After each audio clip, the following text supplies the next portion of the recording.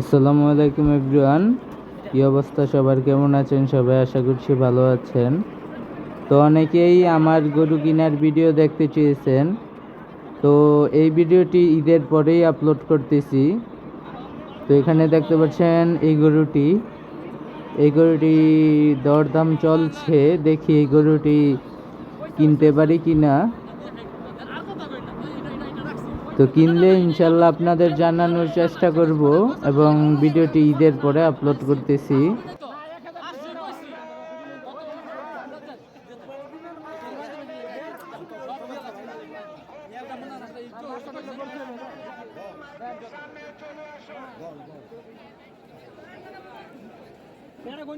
তো আলহামদুলিল্লাহ আমার কোরবানির গরু হয়ে গেল।